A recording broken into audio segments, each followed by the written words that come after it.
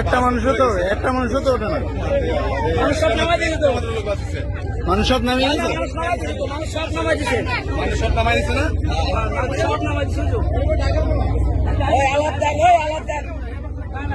আমরা ছিলাম, আমরা দুই বোন, আমরা দুই বোন আমার দেখা মতো সবাই আমি যখন পিছন থেকে আমি সামনেই ছিলাম তো আমার ওর আব্বু আগে নামছে, তো আমি ব্যাগের জন্য নামতে পারিনি। ব্যাগটা আমার পার কাছ থেকে উঠায় আমার ছেলের উপর জানালার পাশে রাখছি, রাখে আমি যখন নামি তখন আমার পিছনে 6জন কি 7জন মতো ছেলে মানুষ ছিল। তারপরে ওরাই সবাই লাস্ট ছিল, তারপরে সবাই একসঙ্গেই নেমে আসলাম। জানার মধ্যে আর কিছু কেউ নেই। রাত্রি আনুমানিক কয়জন ছিল?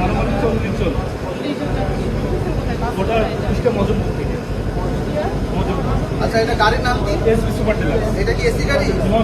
Non AC. SB super deluxe. আমাদের ঘটনাস্থলে অবস্থান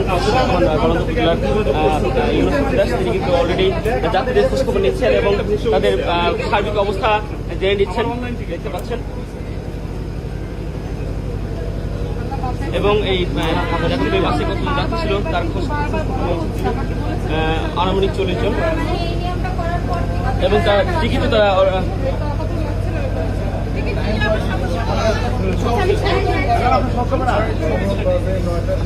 সমস্যা নেই, এখানে গাড়ি এসে আপনাদের নিয়ে যাবে। কুষ্টিয়া মজুমপুর থেকে এই বাসটি ছেড়ে এসেছে। যাদের আত্মীয়স্বজন মিসিং রয়েছে, নিখোঁজ রয়েছে, তারা অবশ্যই খোঁজখবর নেবেন। যাদের আত্মীয়স্বজন কর্মমুখী মানুষ ঢাকায় যারা ফিরতে ছিল তাদেরকে খোঁজখবর নেওয়ার জন্য অনুরোধ রইল। ইতিমধ্যে আমাদের আমাদের পাশে আছে, আমাদের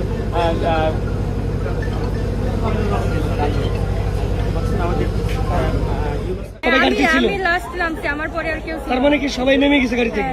পুরো গাড়িতে খালি হেল্পার আর ড্রাইভার ছিল। এটা কি নন এসি না এসি গাড়ি? নন এসি না। কুষ্টিয়া থেকে কয়টা ছেড়েছে গাড়িটা? 7টা। ঠিক আছে, দর্শক দেখতে পাচ্ছেন তিনি একজন যাত্রী আপা, ওই এসবি পরিবহনে তিনি যাত্রী। কুষ্টিয়া 7:30 বাসটা ছেড়ে আসে নন এসি পরিবহন। ফেরিঘাট 7 নম্বর ঘাটে এসে বাসটা দুর্ঘটনা, ব্রেক ফেল,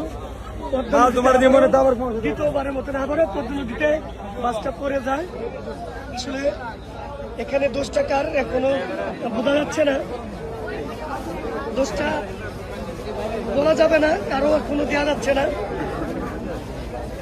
এখানে হাজার হাজার মানুষ, কিন্তু রোজার মাসে যে বাসটা দুর্ঘটনা করেছিল সেই সময় অনেক মানুষ মারা গেছে, কিন্তু আজকে যেরকম বাসটা পড়ছে বাসে কোনো যাত্রী ছিল না। সেই তুলনায় আল্লাহর রহমতে বাসের ড্রাইভার আর হেল্পার 2 জনই মনে আছে। আল্লাহ যা করে যে সময়, এটা সবসময় ভালোর জন্যই করে, মানুষের মঙ্গলের জন্যই করে। মনে ইউনো চালাইছে না।